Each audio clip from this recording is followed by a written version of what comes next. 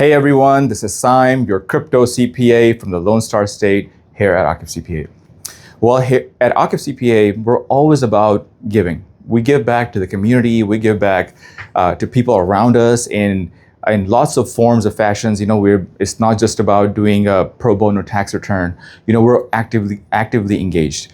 And this is going to be one of those big giving moments for our firm. We're going to be giving away the foundational elements for you to do any kind of crypto taxes, whether they are simple or they're super complicated. And we've broken this down because we've done thousands of these by now. We've broken this down into 5 easy steps that you can utilize to complete your crypto tax journey. So come on.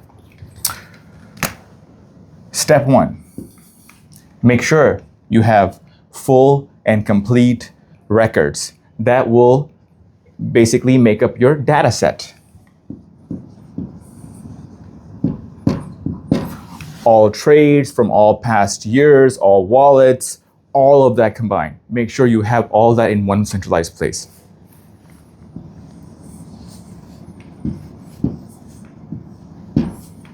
I'll call this year 1, year 2, year 3, year 4, wallet 1, wallet 2, wallet 3. Step 2. Clean, classify, allocate your data. And before you get to step 2, make sure you take a backup, because it is very, very important for everyone to make sure that they have a backup of the raw data, because it is vital. Clean, classify, make sure you have all the taxable transactions properly classified. Liquidity pools, they'll trip anyone over. But if you have simple, easy transactions, you're not gonna have to do a lot of manual work here. Step 3. So the step 2 is more on the micro level. Step 3 is on the more macro level. Make sure you're using wallet-based accounting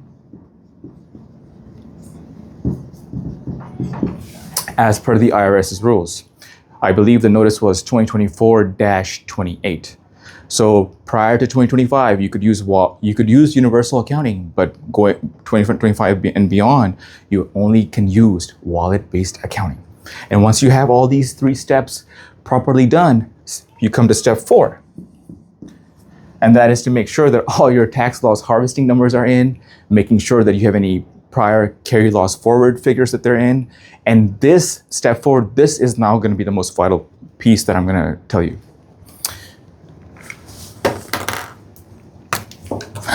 The duplication of data. So remember, in this data set, you took Coinbase, you took Kraken, you took Gemini, and those institutions probably issued you a 1099. So you cannot double count. So imagine if you were reporting all of this data and these figures, probably this much now is getting reported on a 1099 DA. So do not double count. Otherwise, either you're gonna overpay in taxes or you're gonna misstate your expenses. And both of those are a big no-no for the DOJ and the IRS.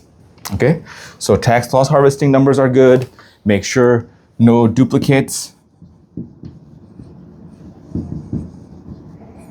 No duplication. And then step 5, which is the plug. At a minimum, we know that Schedule D, Form 8949 is where all the capital gains are, the trades are being allocated. But there's Schedule 1, and there's also Schedule C.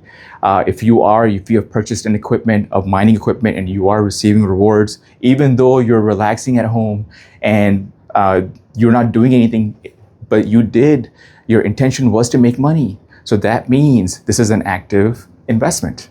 So you have to report those types of mining rewards at a minimum on Schedule C. So you need tax optimization.